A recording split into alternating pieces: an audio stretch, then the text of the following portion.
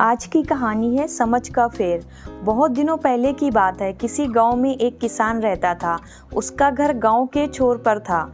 वह अपनी पत्नी और एक बच्चे के साथ रहता था। किसान और उसकी पत्नी बच्चे को बहुत प्यार करते थे। एक दिन शाम को किसान जब घर लौट कर आ रहा था, उसके साथ वो एक नेवले का बच्चा भी ले आता है।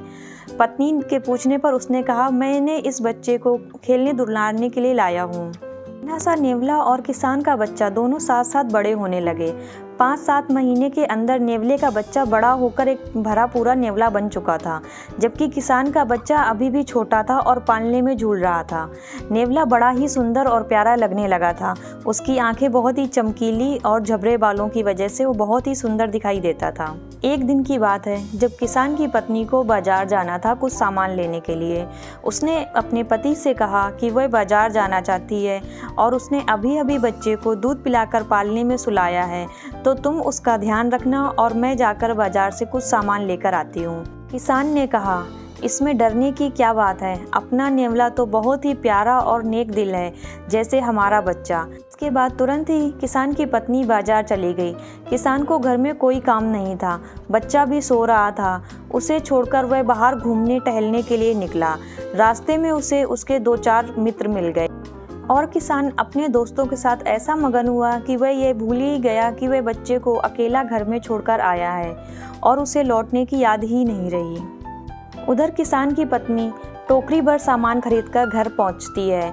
आते ही उसने देखा कि नेवला दरवाजे के बाहर बैठा है, जैसे वो उसी का इंतजार कर रहा था। किसान की पत्नी उसको देखते ही उसके पास दौड़कर आई और उसने देखा कि नेवले के मुंह में खून लगा हुआ था। वो चिल्लाकर बोली, हाय रे, ये क्या? नेवले के मुंह और पंजों में ताज़ा खून चमक रहा था। उसको लगा कि इसने मेरे बच्चे को मार डाला है और वह चिल्लाकर बोली, हाय, तूने मेरे बच्चे को मार डाला, ये क्या किया? किसान की पत्नी जोर से रोने लगी। फिर बिना सोचे समझे उसने सामान से भरी टोकरी नेवले के सिर में दे मारी और धड़धड़ाती हुई बच्चे के पालने की ओर दौड़ी।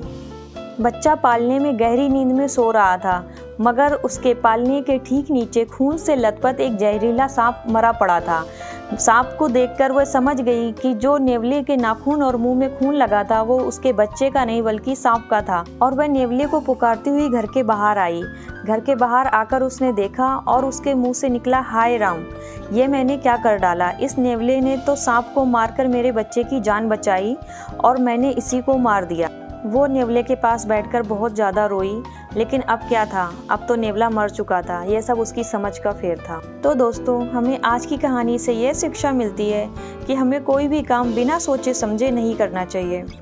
तो अगर आपको मेरी आज की वीडियो पसंद आई है तो प्लीज़